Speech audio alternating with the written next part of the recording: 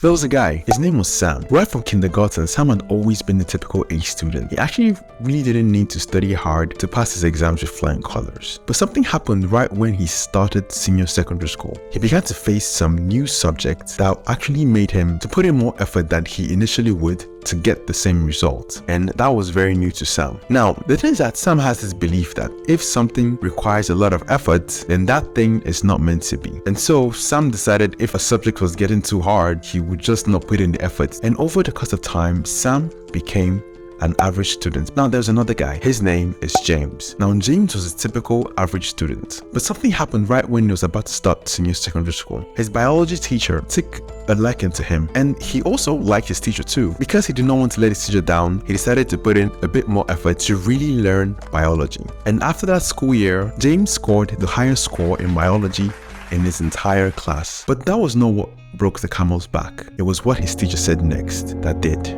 James, my boy, you have a lot of potential within you. If you just put in the right amount of effort, there is no limit to what you can achieve. Now that statement literally ignited the light bulb in James's head. James realized that he was not pegged to any situation, that he had within himself the ability to learn anything. And if he was failing at something, he just didn't understand it yet. Now, what's really amazing about James' story is that by the end of secondary school, James went on to be the best graduating student in his class. Now, the unfortunate story of Sam is a classical case of the fixed mindset. And the persevering nature of James' growth occurs when we adopt the growth mindset. Now, in this video, I'll be sharing with you what the fixed and the growth mindset really is, and how you can adopt a much more persevering growth mindset. Now let's get into the video.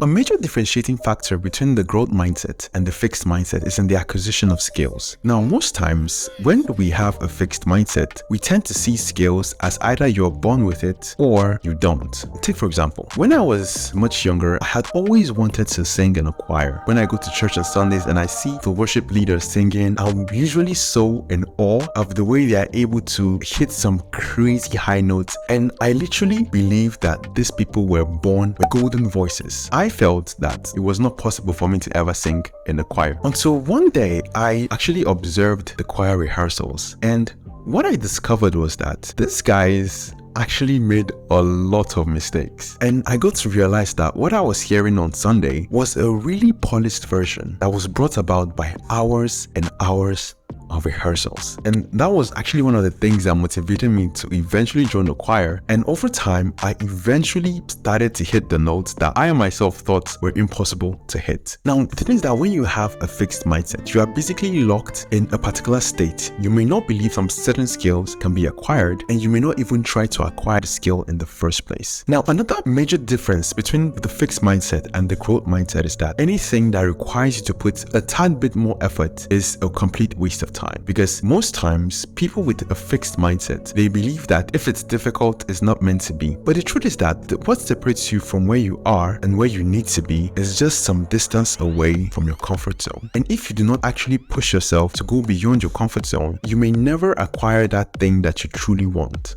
Because most things in life that are truly worthwhile actually require a lot of effort. Now, another difference between a fixed mindset and the growth mindset is that with a fixed mindset, you want everything to be perfect. And if you cannot make it perfect, then it's useless. But with a growth mindset, you know that it's not going to be pretty at first. It's almost like a line from Chris Brown's song, Don't Judge Me. It first gets ugly before it gets beautiful. Please don't judge me, and I won't judge you.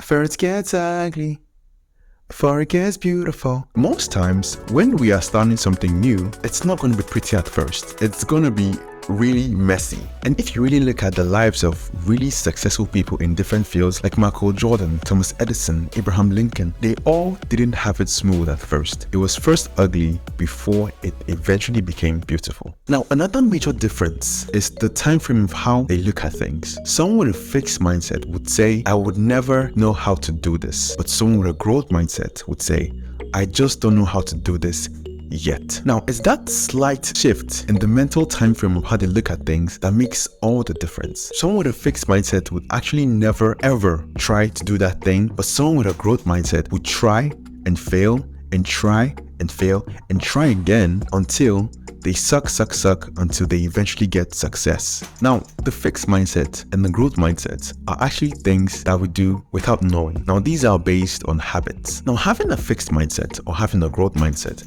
is actually based on how we habitually look at things. Now, with these points I've shown you, these are some of the points to help you diagnose if you may have a fixed mindset. And if you really want to go into detail of how habits work, I think you're going to enjoy this video about how you can make your good habits stick.